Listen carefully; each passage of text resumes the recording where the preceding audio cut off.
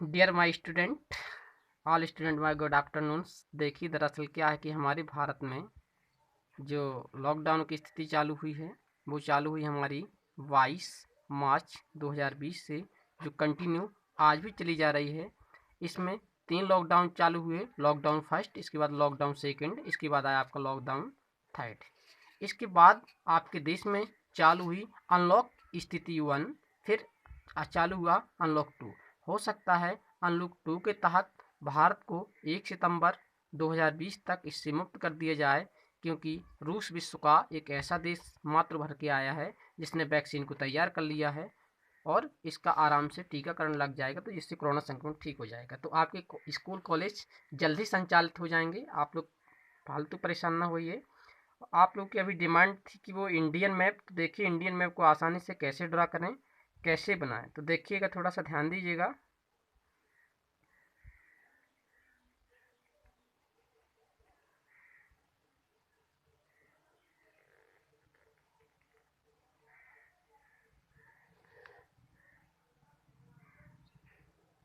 Okay, बस ध्यान रखिएगा कि कहाँ पर क्या है, आपको समझ में आना चाहिए।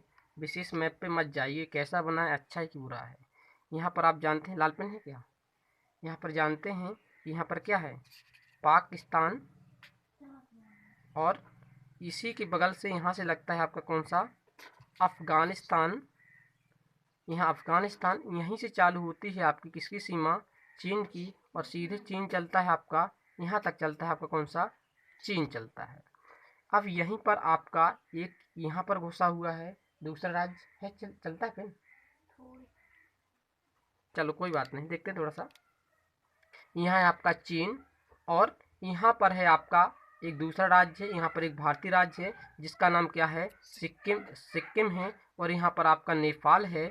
नेपाल के जस्ट बगल में यहाँ पर लगा हुआ आपका भूटान है। क्वेश्चन ये आता है कि सिक्किम से कौन सी नदी निकलती है, तो सिक्किम से तीस्ता नदी निकलती है। और यहाँ आपके जो देश हैं, ये पूरा जो है आपका हिमालयी क्षेत्र है। ये पूरा यदि पर्यावरण की दृष्टि से पढ़ें तो ये पूरा क्षेत्र बहुत महत्वपूर्ण है।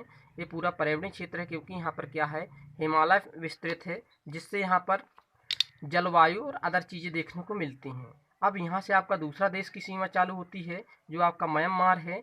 इसका नाम है प्रेजेंट टाइम का म्यांमार, और पूर्व नाम है इसका क्या, बर्मा। प्रेजेंट टाइम बर्मा का नाम चेंज करके क्या कर दिया गया, बर्मा का नाम चेंज करके म्यांमार कर दिया गया। यहाँ पर आपका है बांग्लादेश, और नीचे है आपकी बंगाल की खाड़ी। यहाँ आपकी बंगाल की खाड़ी। इस साइड की बात करेंगे तो यहाँ आ जाएगा आपका अरब सागर। अरब सागर कहिए या खंबात की खाड़ी कहिए। ये है आपका, एक है आपका इंदिरा पॉइंट, ये है आपका इंदिरा कॉल, ये है इंदिरा, ये है आपका कौन सा, इंदिरा पॉइंट। ये यहाँ पर आपका जो एरिया है, ये तमिलनाडु वाला एरिया है। और बीच में आप जैसे जानते ही हैं कि यहाँ पर क्या है आपका एमपी है, जो विशेष रुचिकर है।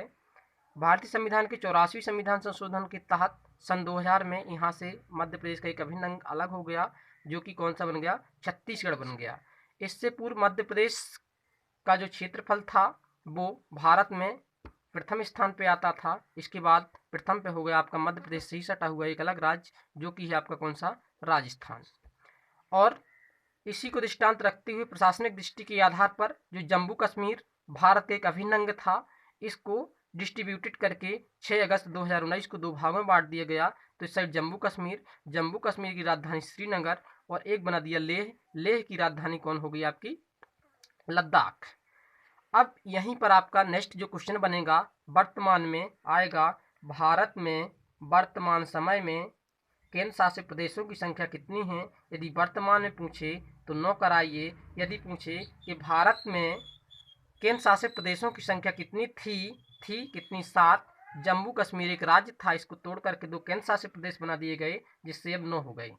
अब क्वेश्चन यहीं से उठेगा, भारत में कुल कितने राज्य हैं, वर्तमान में भारत में कुल कितने राज्य हैं, तो कुछ आंसर होगा आपका 28। यदि पूछा जाए कितने थे तो होगा आपका कौन सा, 29। 29वां राज्य आपका कौन सा बना था, तेलंगाना बना था, और ये बना था 2 जून 2014 को। ये क्वेश्चन एक दो एग्जाम में आया है जो मुझे टकराया है। चलिए ठीक है, आशा करता हूँ कि आपको समझ में आ गया होगा। सॉरी, एक बात यहाँ से याद रखिए कि यहाँ से अधिकतर क्वेश्चन बनता है कि नर्मदा नदी कहाँ गिरती है, और इसमें ऑप्शन दिए रहते हैं। पहला ऑप्शन दे देता है आपको खंबात की खाड़ी, दूसरा दे देता है बंगाल की खाड़ी, तीसरा दे देता है अरब सागर, और चौथे में दे देगा आपका ए और बी, सॉरी ए और सी दोनों। तो आप बंगाल की खाड़ी कभी मत लगाइए, अरब सागर और खंबात की खाड़ी को हमेशा एक ही समझिए। थैंक यू, आज के लिए इतना ही काफ़ी, फिर देखते हैं आगे।